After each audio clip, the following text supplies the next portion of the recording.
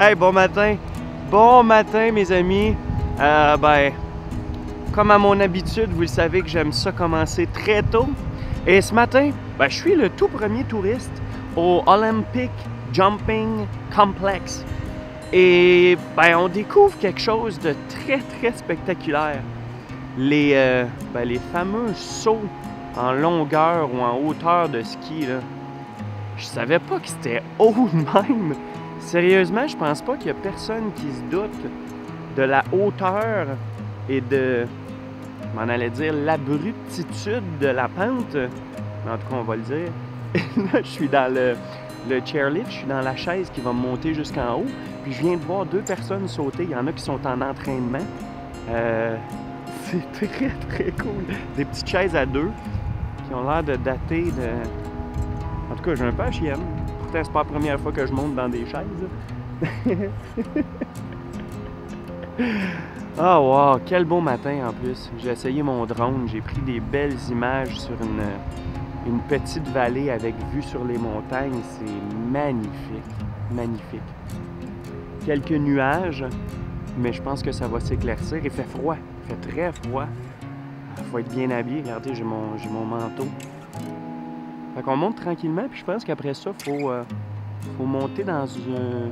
Faut prendre un ascenseur pour aller au top. Je vous montre ça. Yes!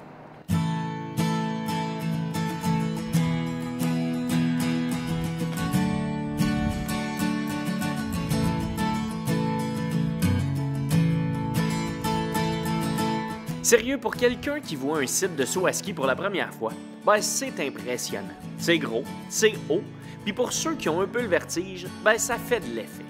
En plus, ce qui est cool, c'est de croiser des jeunes à l'entraînement qui se préparent déjà à l'hiver et qui pratiquent leur saut. Ça permet vraiment d'apprécier le côté un peu spécial de ce sport et surtout son côté périlleux et dangereux. Alors là, on continue notre visite du centre de saut à ski Mackenzie Interval.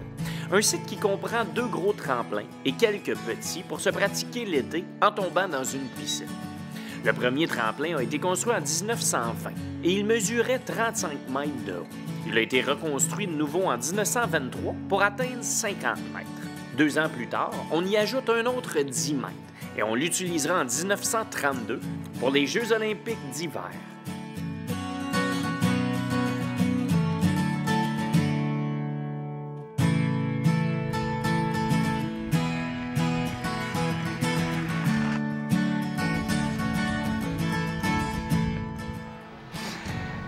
Hey, sans joke, ça fout quand même la chienne, là. On s'entend que j'ai toujours eu un peu le vertige. Et là, la plus haute des 2 tours, c'est quand même 120 mètres de haut. L'autre, c'est 90. Puis, je viens de jaser avec ceux qu'on a vu sauter tantôt. Hey, mais ils doivent avoir 14 ans à peu près, ça n'a pas de bon sens. Là, on a monté en ascenseur. Et là, je suis vraiment à l'emplacement où ils partent pour le ski, pour le saut. Ok, c'est vraiment fucked up. Ici, ils vendent pas trop, mais aussitôt qu'on s'approche du bar, par exemple, c'est pas la même chose. Wow. C'est très, très nice. Wow! Checkez ça! Pas pire pantoute, hein?